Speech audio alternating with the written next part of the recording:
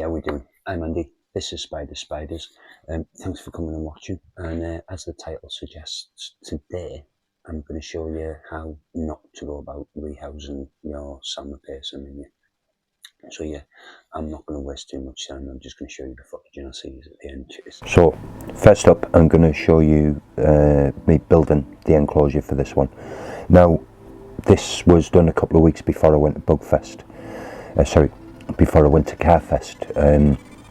So what I wanted to do was make it so that she had a big enough cockback for her to hide in, but I just wanted it so that she'd be visible for me to be able to show her off to people while we were at the festival. Like, so you can see there's a bit of me messing around here, just working out where this branch is going to go, because I just wanted to give her somewhere where she could sit on the front.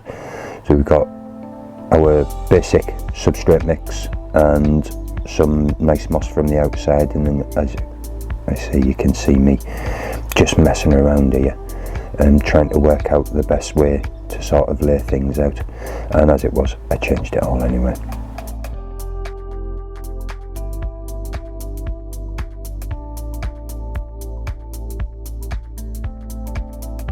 So here we've got water going in there.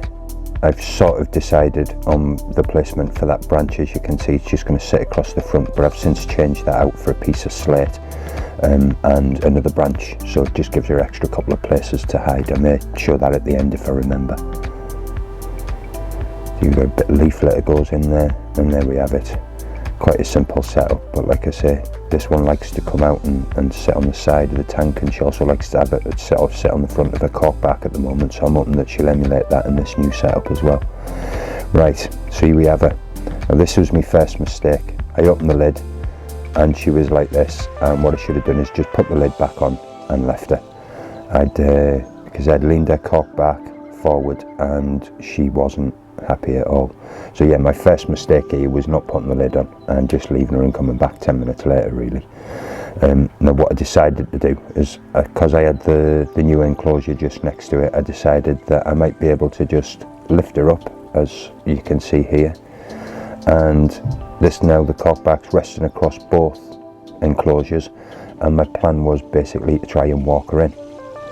So you can see, give it about 10 minutes, she eventually settled down, she calmed a little bit, a little bit of movement, and then I thought, right, we'll see if we can get her into this new one.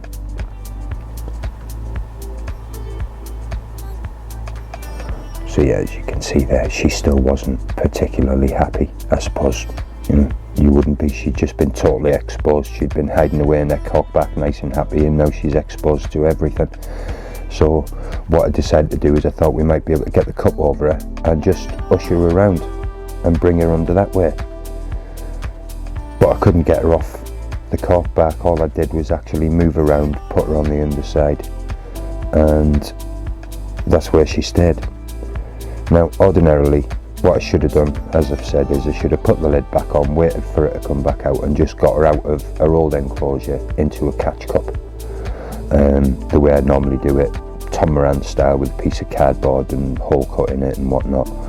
But as you can see, I opted not to do that, and you'll see just here she actually comes back up that inside, and I have to drop that cork back inside the old enclosure. So now I'm dropping bits of substrate and moss everywhere, which wasn't ideal, but again, you can see here she's sort of settled on this cork back.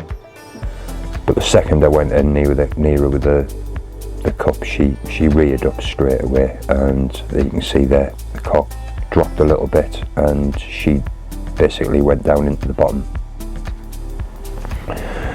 So she didn't waste no time in hiding, and you see she tucked herself just underneath that branch there, and she stayed there for quite a while, but she did eventually come back out a bit later in the day, and I was able to get this shot at the end. Like,